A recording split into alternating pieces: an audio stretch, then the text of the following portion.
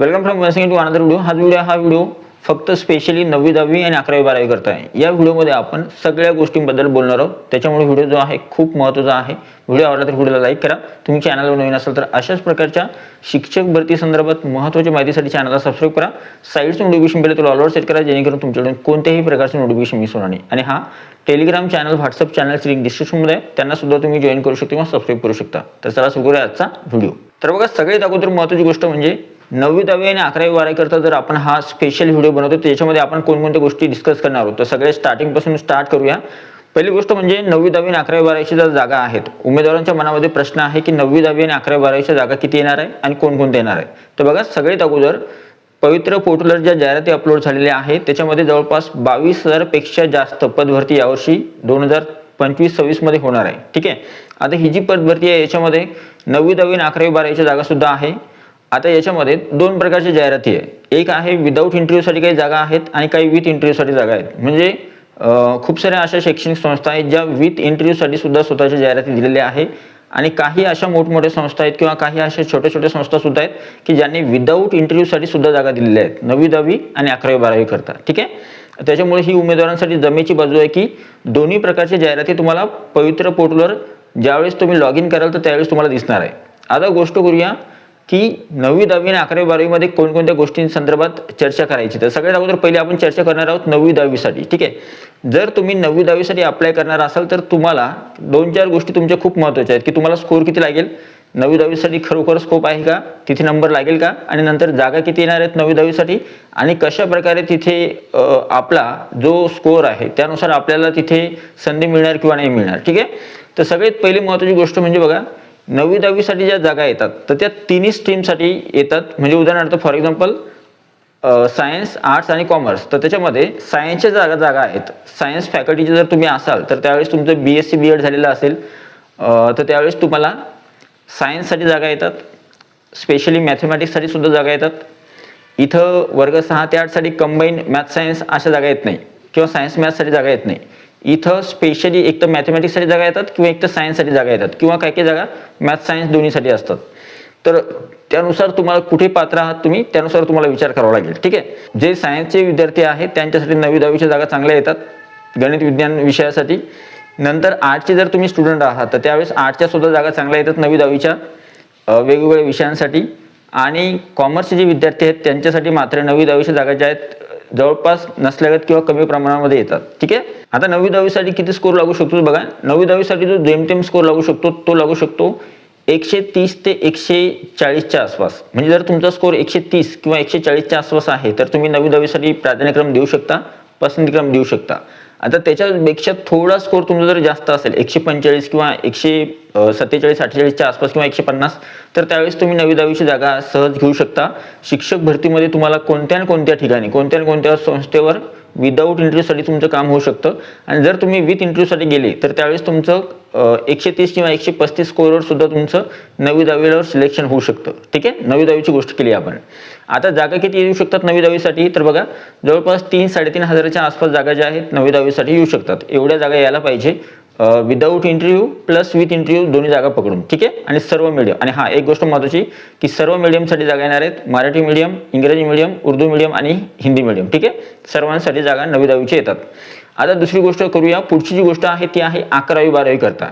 आता स्पेशल हा विषय आहे की खूप सारे अभ्यगतधारक जे आहेत ज्यांचा स्कोर चांगला आहे ते सुद्धा 11वी 12वीला प्रयत्न करतील किंवा ते सुद्धा प्रिफरन्स देतील. आणि काही असे उमेदवार आहेत ज्यांना फक्त TET परीक्षा पासच नाही, त्याच्यामुळे त्यांना 9वी 10वी आणि 11वी 12वीला पसंतीक्रम द्यायचे आहेत. मग जर समजा तुम्हाला 11वी 12वी चूज करायचं असेल तर त्यावेळेस कोणत्या गोष्टींचं तुम्हाला लक्ष ठेवावं लागेल बघा. सगळ्यात पहिले महत्त्वाची गोष्ट म्हणजे 11वी 12वीच्या ज्या जागा येतात त्या 3 प्रकारे येतात. म्हणजे आता इथं तर जाहिराती दोन्ही प्रकारच्या पाहायला मिळणार आहे. 11वी 12वीची जाहिराती सुद्धा काही जाहिराती विदाऊट इंटरव्ह्यूसाठी येणार आहे आणि काही जाहिराती विथ इंटरव्ह्यूसाठी येणार आहे. आता जर विदाऊट इंटरव्ह्यूची गोष्ट केली आपण तर बघा, रयत शिक्षण संस्था, स्वामी विवेकानंद संस्था आणि मराठा प्रसारक मंडळ या मोठमोठ्या संस्था आहेत की ज्यांच्या 500-500, 600 जागा पवित्र पोर्टलवर आलेल्या आहेत. म्हणजे जर यांची आकडेवारी केली आपण तर 2-2.5 हजार जागा या मोठमोठ्या संस्थेच्याच होतात विदाऊट इंटरव्ह्यूसाठी. ठीक आहे. म्हणजे तिथं बेस्ट चान्स किंवा बेस्ट ऑपॉर्च्युनिटी आहे सर्व उमेदवारांसाठी. आता गोष्ट करूया की जागेंचा विषय तर झाला. आता गोष्ट करूया की 9वी 11वी 12वीच्या ज्या जागा आहेत त्या स्पेशली कोणकोणत्या विद्यार्थ्यांसाठी येतात. तर 11वी-12वीच्या जागा मीडियमपेक्षा, आता समजा Marathi medium, Urdu medium, Hindi medium किंवा इंग्लिश मीडियमसाठी तर येणारच आहे, पण त्याच्यामध्ये अजून स्पेशल गोष्ट की तुम्ही जर 3 स्ट्रीमनुसार जागा येतात. जसं आपण बघतो की 11वी-12वीच्या जागा 11वी कॉमर्स, 11वी आर्ट्स किंवा 11वी सायन्स, म्हणजे 11वी-12वी सायन्स, 11वी-12वी आर्ट, 11वी-12वी कॉमर्स, तर त्यानुसार शिक्षकांची गरज असते. आणि तिथं स्पेशली समजा मला जर समजा 11वी-12वीला पसंतीक्रम द्यायचे आणि माझं जर सायन्स आहे, तर तिथं माझ्या विषयाची जागा आहे का हे मला बघावं लागेल. म्हणजे कसं, फॉर एक्झाम्पल माझी MSc, आता 11वी-12वीचा क्रायटेरिया कसा असतो की तुमचं पोस्ट ग्रॅज्युएशन झालेलं पाहिजे आणि तुमचं BEd झालेलं पाहिजे. ठीक आहे. तर पोस्ट ग्रॅज्युएशन असेल तर पोस्ट ग्रॅज्युएशनमध्ये जो तुमचा विषय होता तर त्या विषयानुसार तुम्हाला, त्या सब्जेक्टनुसार तुम्ही तिथं पात्र आहात. आता समजा माझं बायोलॉजी आहे, तर मग मी 11वी-12वीची ज्या बायोलॉजीच्या जागा आहेत किंवा जीवशास्त्राच्या ज्या जागा आहेत त्या जागेसाठी मी पात्र आहे. तशाच प्रकारे तुम्ही केमिस्ट्री, फिजिक्स, बायोलॉजी, मॅथमॅटिक्स यानुसार जागा 11वी-12वीच्या येतात. तशीच गोष्ट आर्टची आहे. आर्टमध्ये जे विषय शिकवले जातात 11वी-12वीला, त्या विषयानुसार प्रत्येक सब्जेक्टसाठी जागा 11वी-12वीच्या येतात. तशाच प्रकारे जागा कॉमर्सच्या सुद्धा येतात. कॉमर्सच्या विद्यार्थ्यांसाठी जे जे सब्जेक्ट 11वी-12वीला शिकवले जातात त्या सब्जेक्टच्याच जागा येतात. ठीक आहे. आता अजून एक महत्त्वाची गोष्ट की 11वी-12वीसाठी स्कोअर किती लागतो. तर 11वी-12वीसाठी जो स्कोअर आहे तो 145 प्लस असावा. म्हणजे तुमचा जर स्कोअर 145 किंवा 150 समोर असेल तर त्यावेळेस तुम्ही 11वी-12वीची जागा घेऊ शकता. आता जर समजा तुमचा स्कोअर 150 किंवा 155 असेल तर त्यावेळेस तुम्ही मोठमोठ्या ज्या संस्था आहेत त्यांना पसंतीक्रम देऊ शकता. तिथं सिलेक्शन होण्याचे चान्सेस जास्त आहेत, कारण की तुमचा स्कोअर खूप सुद्धा छान आहे. 150-155 स्कोअर असेल तर अशा वेळेस तुमची मोठ्या संस्थेमध्ये सुद्धा वर्णी लागू शकते. ठीक आहे. आता राहिली गोष्ट कशाची की 9वी, 10वी आणि 11वी-12वीसाठी कोणत्या गोष्टी आपण कराव्या किंवा कोणत्या प्रकारची काळजी घ्यावी. तर बघा, 9वी 10वीच्या जागा दोन्ही प्रकारच्या आहे, विदाऊटसाठी आणि विथसाठी. जर तुमचा स्कोअर थोडा जेमतेम आहे तर तुम्ही विथ इंटरव्ह्यूसाठी जाऊ शकता. जर तुमचा स्कोअर खूपच छान आहे तर त्यावेळेस तुम्ही विदाऊट इंटरव्ह्यूला जायला पाहिजे. मोठमोठ्या ज्या संस्था आहेत किंवा बाकीच्या ज्या संस्था आहेत ज्या विदाऊट इंटरव्ह्यूसाठी आलेल्या आहेत त्यांना तुम्ही पसंतीक्रम द्यायला पाहिजे.